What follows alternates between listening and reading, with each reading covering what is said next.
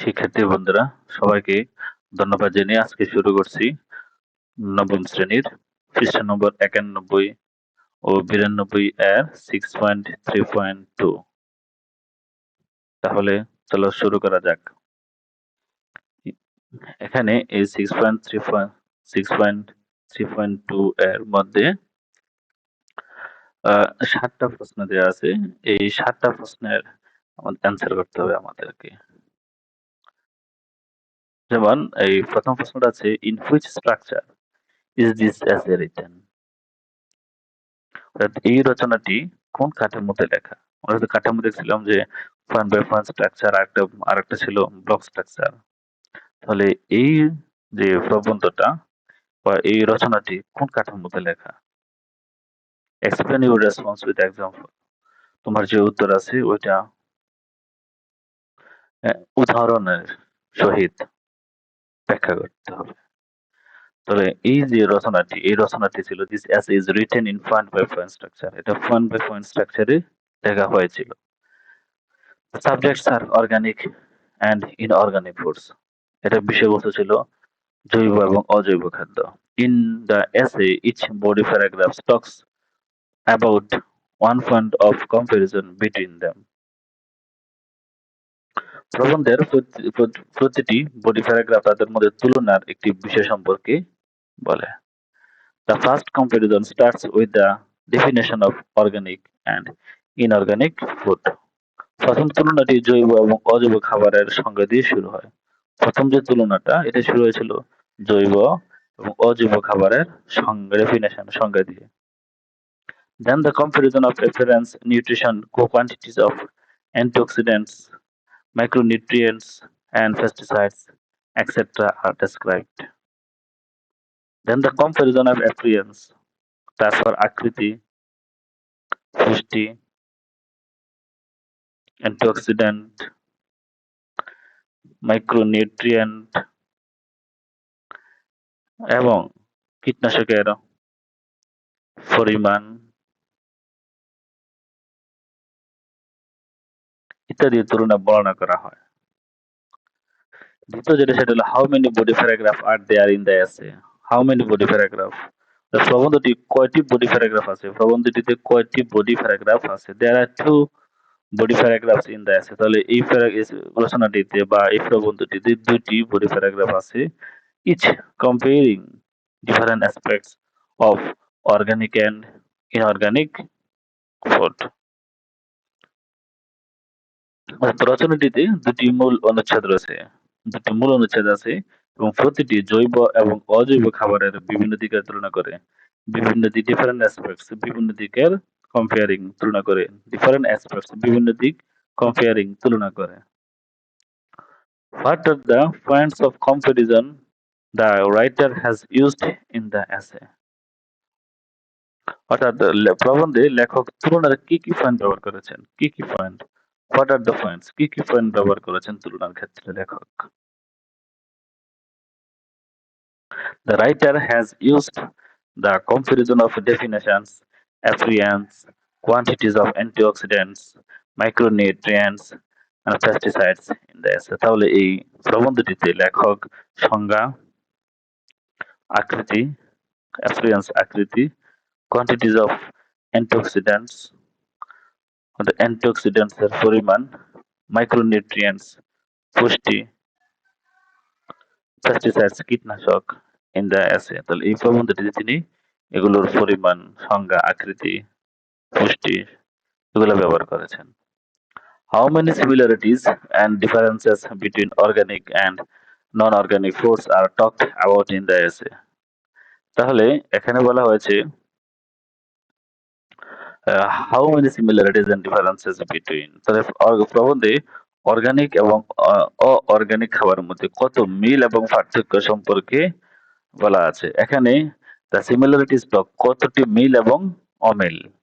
The similarities talk about the essay are the presence of essential nutrients in both organic and non-organic foods and the presence of antioxidants in both of them. অর্থাৎ এই রচনাটিতে আলোচিত জৈব খাদ্য এবং অজৈব খাদ্যের সাদৃশ্য হলো জৈব এবং অজৈব খাদ্যের সাদৃশ্য হলো পুষ্টি গুণ ও অ্যান্টিঅক্সিডেন্টের উপস্থিতি আছে। সাদৃশ্য হলো এগুলোর মধ্যে পুষ্টি গুণ ও অ্যান্টিঅক্সিডেন্টের উপস্থিতি আছে। এটা হচ্ছে সাদৃশ্য। আর on the other hand, অন্যদিকে the differences in the organic and non-organic অমিল হচ্ছে include the quantity of antioxidant, affluence, level of using pesticides, and level of omega-3 fatty acids in organic animal food and non-organic animal food. অর্থাৎ যে অমিলটা এটা হচ্ছে অ্যান্টিঅক্সিডেন্টের পরিমাণ, আকৃতি, level of using pesticides, কীটনাশকের মাত্রা ব্যবহার, and level of omega-3 fatty acid এবং জৈব প্রাণীজ খাবারের অজৈব প্রাণীজ খাবারের ওমেগা-3 ফ্যাটি অ্যাসিডের মাত্রা, ওমেগা-3 ফ্যাটি অ্যাসিডের মাত্রাটা হচ্ছে অমিল। ডু ইউ থিঙ্ক, তুমি কি মনে করো the writer has shared his opinion in the এসে, এই প্রবন্ধটিতে লেখক তার মতামত শেয়ার করেছেন, তুমি কি মনে করো? ইফ ইউ যদি মনে করে হ্যাঁ, এক্সপ্লেইন ইউর অ্যান্সার, তোমার উত্তর ব্যাখ্যা করো। হচ্ছে নো, না, তিনি লেখক তার ব্যক্তিগত মতামত প্রদান করেন। No, the writer has not shared his personal opinion in the essay, না, লেখক তার ব্যক্তিগত মতামত এই প্রবন্ধটিতে তিনি উপস্থাপন করেননি। Rather he has shared the facts, বরং তিনি বিবরণগুলোকে বা বিষয়গুলোকে শেয়ার করে নিয়েছেন। ছয় নম্বর যেটা, সেটা হলো does the writer restate the thesis and points of comparison in the conclusion, লেখক কি উপসংহারে থিসিস এবং তুলনার পয়েন্টগুলো পুনরায় বর্ণনা করেছেন? রিস্টেট, পুনরায়, the thesis and points of comparison, তাহলে থিসিস এবং তুলনার পয়েন্টগুলো কি তিনি পুনরায় ব্যবহার করেছেন? ইফ ইয়েস, যদি হ্যাঁ হয়, ডেসক্রাইব ইউর রেসপন্স, তোমার প্রতিক্রিয়াটি বর্ণনা করো। হ্যাঁ, yes, the writer restate thesis and points of comparison in the conclusion, অর্থাৎ লেখক উপসংহারে তার থিসিস এবং তার তুলনার যে বিষয়গুলো তিনি পুনরায় বর্ণনা করেছেন। প্রথমে হি শোজ অন সিমিলারিটি, তিনি একটি মিল দেখিয়েছেন between organic and non organic foods in the conclusion, উপসংহারে তিনি প্রথমে একটি অর্গানিক, অজৈব এবং অজৈব খাদ্যের একটি মিল তুলে ধরেছেন, and that is the nutritional contents, এবং এটাই হচ্ছে, তা হলো পুষ্টি উপাদান। দেন দ্য রাইটার গ্রাজুয়ালি, ধীরে ধীরে, recalls the comparison of antioxidants, nutrients, pesticides, and higher level of omega-3 fatty acids between organic and non-organic food. তো লেখক ধীরে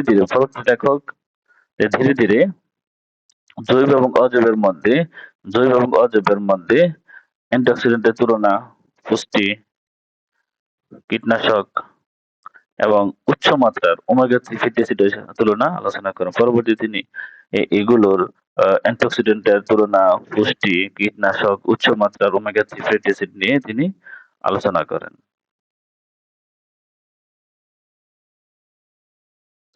At last, if you want to add a body paragraph, what will be your points of comparison? যদি একটি body paragraph যোগ করতে চাও, তাহলে তোমার তুলনা পয়েন্টগুলো কি হবে? What will be your points of comparison, তোমার তুলনার বিষয়গুলো, তুলনা পয়েন্টগুলো কি হবে? If I write a body paragraph, যদি আমি একটি বডি প্যারাগ্রাফ লিখি, মাই পয়েন্টস অফ কম্পারিজন, আমার তুলনার বিষয়বস্তু ক্যান বি, হতে পারে, about how organic and non-organic farming affects things like soil health, fertility, and long-term sustainability, and their impacts on our health and environment. যদি আমি একটি বডি প্যারাগ্রাফ লিখি, তাহলে আমার তুলনার বিষয় হতে পারে জৈব এবং অজৈব চাষাবাদ কিভাবে মাটির স্বাস্থ্য, মাটির উর্বরতা এবং দীর্ঘমেয়াদী স্থায়িত্ব এবং their impact on এগুলো আমাদের স্বাস্থ্য এবং পরিবেশের উপরে কিভাবে প্রভাব ফেলে, এই সংক্রান্ত একটি আলোচনা। অর্থাৎ যদি আমি একটি বডি প্যারাগ্রাফ লিখি, তাহলে আমার তুলনার বিষয়বস্তু হতে পারে জৈব এবং অজৈব চাষাবাদ, জৈব এবং অজৈব চাষাবাদ আমাদের মাটির স্বাস্থ্য, মাটির উর্বরতা